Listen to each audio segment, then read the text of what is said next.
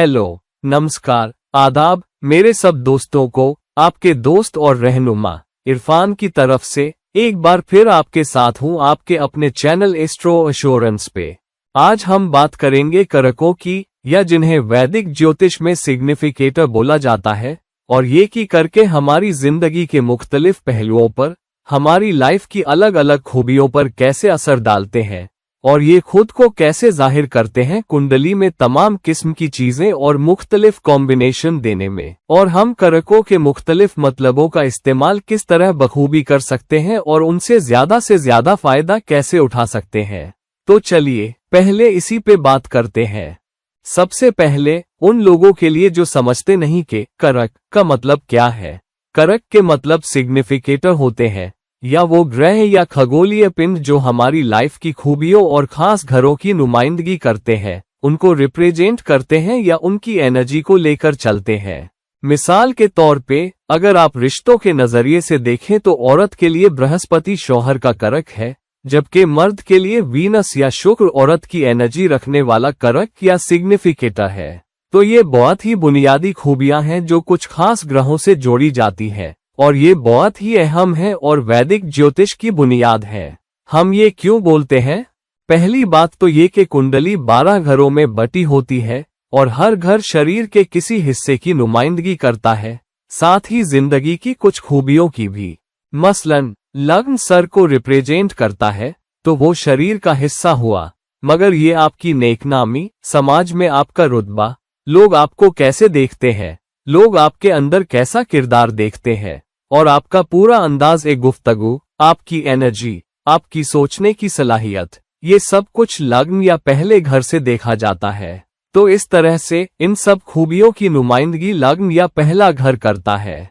फिर दूसरा घर उस खानदान का घर है जिसमें हम पैदा हुए, माँ बाप और भाई बहन। साथ ही ये खाने की चीजों का भी घर है, वो जबान जो हम बोलते हैं, और हमारी वैल्यूज, हमारे उसूलों का घर है, क्योंकि हमारे उसूल हमें हमारे माँ बाप सिखाते हैं। हम और हमारे भाई बहन एक ही माहौल में पलते हैं, हमें वही वैल्यूज मिलती हैं, वही उसूल मिलते हैं, वही शुरुआती तालीम मिलती है। हालांकि बाद की जिंदगी में हम शायद अलग रास्ते चुन लें, हम शायद अलग दिशाओं में चले जाएं, हम शायद कोई अलग अंदाज अपना लें, और इसी वजह से हमारी वैल्यूज थोड़ी अलग हो सकती हैं, उसूल थोड़े अलग हो सकते हैं, और कभी कभार अपने भाई बहनों से बिल्कुल ही मुख्तलिफ हो सकते हैं। मगर दूसरा घर उस घर को दिखाता है जिसमें हम पैदा हुए, उस कबीले को जिसमें हम पैदा हुए, और हमारी वैल्यूज और उसूलों की जड़ें क्या है। दूसरा घर हमारी कमाई और बचत को भी दिखाता है। पैदाइश के वक्त हम जो कमाते हैं वो है वो खानदान जिसमें हम पैदा हुए हैं, और हम जो कमाते हैं, हमारा उन उसूलों और वैल्यूज पर कुछ खास इख्तियार नहीं होता जो हमारे माँ बाप हमें सिखाएंगे। तो हम उन वैल्यूज और उसूलों को विरासत में पाते हैं, एक खानदानी विरासत के तौर पे। बाद की जिंदगी में हम शायद कोई जुदा रास्ता चुनें, हम शायद अलग दिशा में सफर करें, और हम अपनी कमाई के जरिए, उसके अंदाज, उसकी मिकदार वगैरह में, और फिर उससे कितनी बचत करते हैं, उसमें अलग अलग खूबियां लेकर आते हैं। तो दूसरा घर कुंडली में इन सारी एनर्जी का कारक या नुमाइंदा या प्रतिनिधि बन जाता है। और ऐसे ही तमाम घर होते हैं जो कुछ खास एनर्जी, शरीर के किसी हिस्से, हमारी जिंदगी के कुछ अंजाम और हमारे कुछ रिश्तों की नुमाइंदगी करते हैं।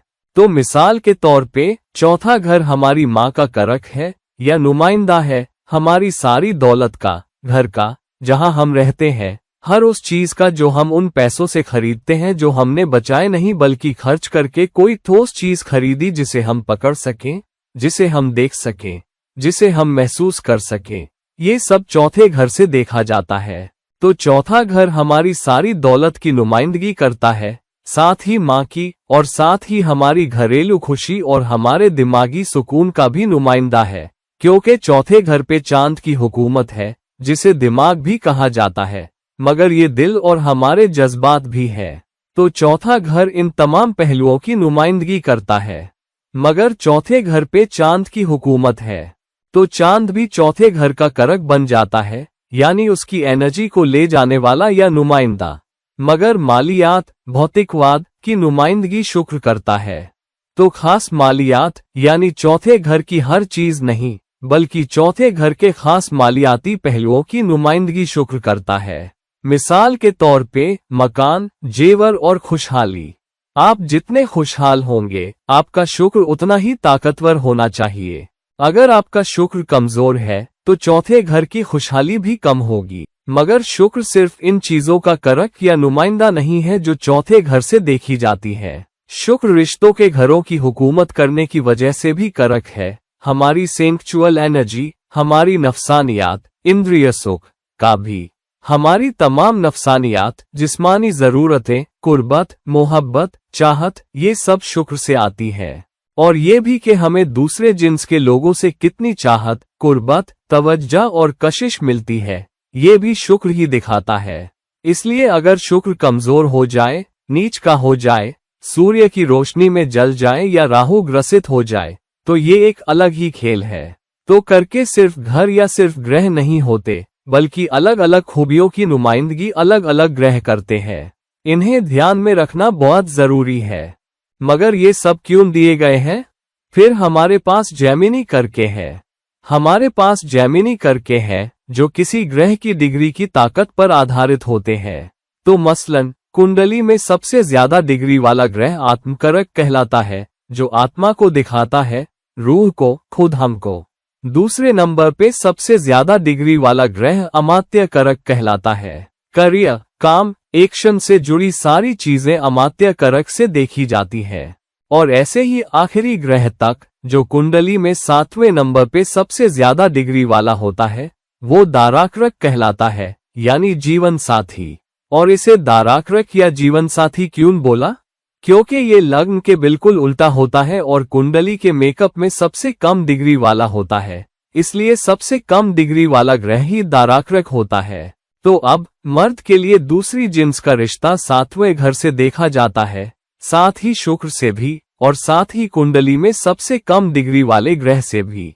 मगर एक ही चीज को दिखाने वाली 2-3 खूबियां क्यों दी गई हैं? वजह यह है कि हमें और मौका दिया जाए, और वैरायटी दी जाए, और ज्यादा कॉम्बिनेशन दिए जाएं। ये कैसे? मिसाल के तौर पे, अगर आपकी नाक पूरी तरह बंद है, तो आप नाक से सांस नहीं ले सकते। फिर आप क्या करते हैं? आप मुंह से सांस लेते हैं। अगर नाक का एक नथुना बंद है, तो आप दूसरे से सांस लेते हैं। दोनों बंद है, तो मुंह से सांस लेते हैं ताकि आपको जिंदा रहने का मौका मिल सके। हमें 2 आंखें दी गई हैं। अगर एक आंख को कुछ हो जाए तो दूसरी का इस्तेमाल कर सकते हैं। और आंखें इस तरह बनी हैं कि हम बगल में भी देख सकते हैं, तो हमारी नजर का दायरा और बड़ा हो जाता है। कुछ जानवरों की आंखें बगल में होती हैं, उनका दायरा और भी बहुत बड़ा होता है, क्योंकि उनकी जिंदगी का दारोमदार इसी पे है कि उनकी आंखें कैसी हैं। हमारे पास 2 फेफड़े हैं, 2 हाथ हैं, और अगर एक हाथ को कुछ हो जाए तो दूसरा इस्तेमाल कर सकते हैं। तो कुदरत ने हमारा पूरा ख्याल रखा है। यही बात वैदिक ज्योतिष में भी है। हमारा पूरा ख्याल रखा गया है और हमें मौका दिया गया है कि अगर किसी वजह से एक चीज पे असर पड़े तो दूसरी एनर्जी उसकी जगह ले लेती है। तो मिसाल के तौर पे, अगर आप वृषभ लग्न के जातक हैं, तो आपका 7वां घर वृश्चिक होगा, और इसलिए मंगल 7वें घर का स्वामी होता है। मंगल जिम्मेदार हो जाता है आपके रिश्ते में जीवन साथी या पार्टनर के लिए। तो मंगल की हालत, मंगल की ताकत, मंगल की हैसियत आपके रिश्तों को, आपकी कुर्बत को वगैरह को दिखाएगी। मगर मर्द के लिए शुक्र रिश्तों का करक है। तो किसी वजह से अगर मंगल कमजोर हो जाए या जल जाए, कम बस मिसाल के तौर पे वृषभ लग्न के जातक के लिए मंगल 3रे घर में कर्क राशि में नीच का हो जाता है। 3रा घर आत्मा उद्यम, सेल्फ एंटरप्राइज की एनर्जी को भी दिखाता है, और मंगल 3रे घर का भी करक है। तो मंगल कुछ ताकत बचाए रखेगा, मगर नीच का होने की वजह से रिश्तों से, कुर्बत से और जिस्मानी ताल्लुकात से बहुत सारी एनर्जी खत्म हो जाती है। तो क्या हमारी शादी के लिए, हमारे पक्के रिश्ते के लिए, और हम दूसरी जिन्स से कैसे पेश आते हैं, और हमारी अजियत, इंटिमेसी और हमारी जिस्मानी जिंदगी के लिए ये हमारे लिए ये समझना जरूरी है कि कुंडली में हमें इतनी ताकत, इतना तवाज़ुन, बैलेंस देकर रखा गया है कि किसी वजह से अगर एक इकाई पे असर पड़े तो दूसरी इकाई उसे संभाल लेती है। दूसरे लफ्जों में अगर आप पॉइंट्स दें, जैसे अगर किसी ग्रह मगर अगर सातवें घर का स्वामी सच में जल गया है, कम्बस्ट, तो शायद उसकी ताकत 1 पॉइंट रह जाए, जो बहुत ही कमजोर हो गया, और करके एक तरह से गुना करने का काम करते हैं। एक एनर्जी दूसरे से गुना होकर नतीजा देती है। तो मंगल की ताकत और शुक्र की ताकत दोनों मिलकर, और सातवें घर की हैसियत, सातवें घर में कौन से ग्रह रखे हैं, सातवें घर पे किन ग्रहों की दृष्टि है, ये सब मिलकर पूरी एनर्जी का पता देते हैं। तो अगर मंगल के साथ कुछ होता है और साथ में शुक्र भी मुसीबत में है, मगर सातवें घर पे अच्छी दृष्टि है, तो काफी हद तक या कम से कम कुछ हद तक हालात सुधर जाते हैं। करके और कुछ नहीं, बस एक मौका है जो हमें दिया गया है इससे भरपूर फायदा उठाने के लिए। किसी जगह अगर एक इकाई पे असर पड़ रहा है तो हम उसे दूसरी इकाई से तवाज़न दे सकते हैं। तो वृषभ लग्न के जातक के लिए अगर मंगल जल गया हो, नीच का हो, या किसी बुरे ग्रह की दृष्टि में हो, या 2 बुरे ग्रहों जैसे शनि और राहु के साथ बैठा हो, तो शुक्र की ताकत ये तय करेगी कि आपकी कुर्बत और आपके रिश्तों की सूरत ए हाल कैसी है वगैरह। और तीसरा है बेशक जेमिनी करक, जो कुंडली में सबसे कम डिग्री वाला ग्रह होता है। तो वृषभ लग्न के जातक के लिए मंगल और शुक्र सातवें घर को दिखाएंगे और शुक्र उसका करक है। मान लीजिए अब बुध सबसे कम डिग्री वाला ग्रह है, तो बुध भी दाराक्रक या जीवन साथी को दिखाएगा। और अगर इनमें से 2 इकाइयां कमजोरी, नीच का होना, बुरा योग, बुरा दोष, इन वजहों से खराब हो जाए, तो तीसरी इकाई मान लीजिए आपका बुध आपके जीवन साथी को दिखा सकता है।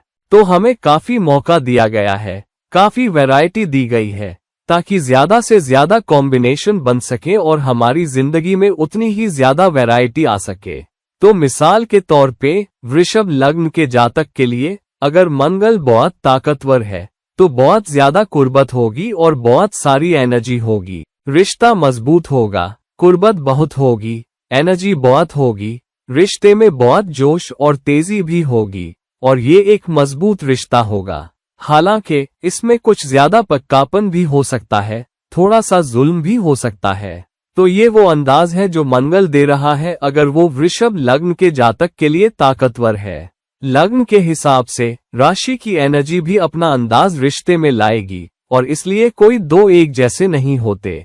दूसरा, शुक्र के रिश्तों के करक होने की वजह से शुक्र की ताकत भी अपना रोल अदा करेगी। तो अगर मंगल और शुक्र दोनों ताकतवर है तो रिश्ते में जोश होगा, ज्यादा कुर्बत होगी, ज्यादा कशिश होगी, बहुत सी नरमी भी होगी, बहुत सी करीबियत होगी, बहुत सी रूमानी एनर्जी होगी। कुर्बत, नरमी, मोहब्बत और चाहत, नजाकत, खुशहाली, ये सब कुछ इस मिलन यूनियन में आएगा।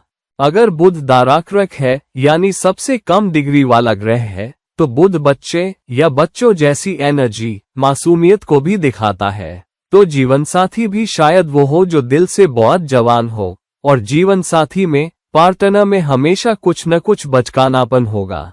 वो बच्चों जैसी एनर्जी, वो जवानी वाली एनर्जी पार्टनर में भी होगी और इस मिलन में, इस शादी में भी होगी। तो ये एक अच्छा कॉम्बिनेशन है, जोश के साथ, एनर्जी के साथ, थोड़ी सी जुल्म की मिली जुली, नरमी, मोहब्बत और चाहत, कुछ बचकाना रवैया, बहुत सी जवानी। रिश्ता लंबे वक्त तक जवान बना रहेगा, कुर्बत लंबे वक्त तक बनी रहेगी, नरमी और मोहब्बत और चाहत होगी। अगर ये तीनों ताकतवर हो और अच्छी जगह रखे हो, उन पे अच्छी दृष्टि हो।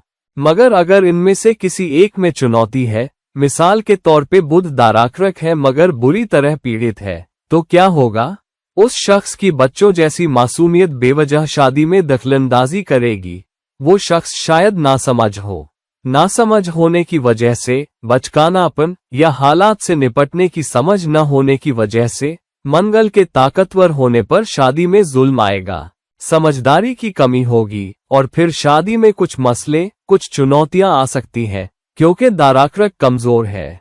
मगर दूसरी तरफ अगर मंगल बहुत कमजोर है तो जुल्म कम होगा, रिश्ते में जोश और तेजी भी कम होगी। एक दूसरे के लिए कशिश शायद शुक्र की वजह से बनी रहे, नफसानी चाहत ज्यादा होगी, मगर एक दूसरे की कद्र करने की गहरी लगाव और भावना कम हो जाएगी, क्योंकि जैसे जैसे शख्स बूढ़ा होता जाता है, शुक्र भी अपने मतलबों सिग्निफिकेशंस में कमजोर होता जाता है, क्योंकि शुक्र खूबसूरती से, नफसानी मजों से जुड़ा है। और अगर शादी में नफसानी मजे बुढ़ापे की वजह से कम हो जाएं, तो रिश्ता भी शायद मुसीबत में पड़ जाए अगर तवाज़न देने वाला कारक बहुत ताकतवर न हो। मंगल आपको लगाव देगा, गहरा लगाव, क्योंकि मंगल का मतलब है किसी चीज पे जाना, उसे हासिल करना और आसानी से उसे जाने न देना। तो ताकतवर मंगल शादी में लगाव बनाए रखेगा, एनर्जी बनाए रखेगा और रिश्ते में जोश बनाए रखेगा, मिलन को बनाए रखेगा। शुक्र नफसानियात, मोहब्बत और चाहत और एक दूसरे की जरूरत को बहुत ताकतवर बनाए रखेगा, जबकि बुध इस खास ताल्लुक में दाराक्रक होने की वजह से जवानी बनाए रखेगा।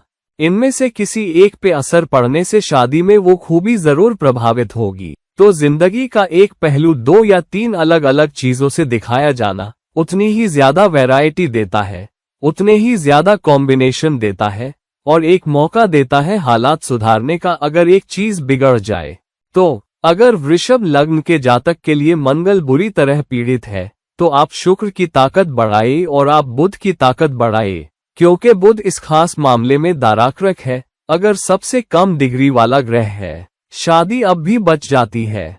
हो सकता है कुर्बत कम हो सकता है एक दूसरे पे हक जताने की भावना कम हो, एक दूसरे से चिपके रहना कम हो, मगर शुक्र और बुध के ताकतवर होने की वजह से शादी फिर भी स्थिर रहेगी, शादी चलती रहेगी और इतने सारे मसले नहीं होंगे। मगर अगर कुंडली में 2 करके बिगड़ जाए तो फिर पक्की चुनौती है। यही बात 5वें घर के बारे में है। 5वां घर औलाद की नुमाइंदगी करता है और भी चीजों के साथ साथ, मगर 5वें घर की एक खूबी है औलाद। बृहस्पति औलाद का कारक है और अगर मिसाल के तौर पे सूर्य कुंडली में डिग्री के हिसाब से 5वीं सबसे बड़ी एनर्जी या ताकत वाला ग्रह है, तो सूर्य औलाद को दिखाता है। तो यहाँ 5वें घर की हैसियत, बृहस्पति की हैसियत और सूर्य की हैसियत तीनों मिलकर औलाद को दिखाते हैं। यही बात जैसे 7वें घर के साथ थी, वैसे ही ये सारे कायदे 5वें घर की हैसियत, बृहस्पति और सूर्य की हैसियत पे लागू होते हैं, जो उस रिश्ते के बारे में वो अंदाज लाएंगे, वो ताकत लाएंगे, वो हैसियत लाएंगे और वो मौका और वो चुनाव लाएंगे जो हम कर सकते हैं। मगर 5वां घर सिर्फ औलाद नहीं दिखाता। तो अगर 5वां घर खराब है तो दूसरी खूबियां भी शायद खराब हो। मिसाल के तौर पे सट्टा या शेयर बाजार में निवेश खराब हो सकता है, स्कूल और पढ़ाई लिखाई खराब हो सकती है, किसी से मोहब्बत करने की आपकी सलाहियत खराब हो सकती है। मगर अगर बृहस्पति बहुत ताकतवर है तो औलाद फिर भी सुरक्षित रहेगी। और अगर डिग्री के हिसाब से ताकत में सूर्य 5वें नंबर पे है तो औलाद और ज्यादा सुरक्षित है, भले ही 5वां घर खराब हो। तो इंसान को कारकों को तवाज़न, बैलेंस देने वाले फैक्टर के तौर पे देखना चाहिए और किसी घर की ताकत देखने के लिए या उस घर से जुड़ी खूबियों या रिश्तों की ताकत देखने के लिए तीनों खूबियों को एक साथ रखकर देखना चाहिए, ना कि सिर्फ एक को देखकर या तो बहुत अच्छा या बहुत बुरा महसूस करना चाहिए। यही वजह है कि हम कई बार सिर्फ योग या दोष देखते हैं और या तो बहुत निराश हो जाते हैं या बहुत खुश हो जाते हैं और कुछ नतीजों की उम्मीद करते हैं, मगर वो नतीजे नहीं आते क्योंकि हमने कुंडली को पूरी तरह से नहीं देखा। हमने सारे अलग अलग कारकों को ध्यान में नहीं रखा जो मिलकर हमें नतीजे देते हैं, ना कि सिर्फ अकेले किसी एक पे निर्भर होते हैं। तो दोस्तों, मेहरबानी करके अपनी कुंडली में झांकिए, अच्छी तरह समझिए गहराई में कि हर घर से क्या दिखाया जाता है और आपकी अपनी कुंडली में करके कौन से हैं। जैमिनी के नजरिए से डिग्री की ताकत के हिसाब से उन ग्रहों की हैसियत, डिग्निटी देखिए और उनके मेल से ये समझिए कि कौन से आपको अच्छे नतीजे दे सकते हैं और कौन से मुश्किल में नजर आते हैं। फिर अपने रवैये और अपने अंदाज गुफ्तगू की वजह से उस ग्रह की ताकत और हैसियत बढ़ाने की कोशिश कीजिए। तो अगर आप शुक्र की हैसियत बढ़ाना चाहते हैं, दूसरे जिन्स का लिहाज करना, साफ सफाई रखना, खुशबूदार रहना, अच्छा दिखना, अच्छे कपड़े पहनना, अच्छे ब्रांड पहनना, हमेशा अच्छा खाना खाने का ध्यान रखना।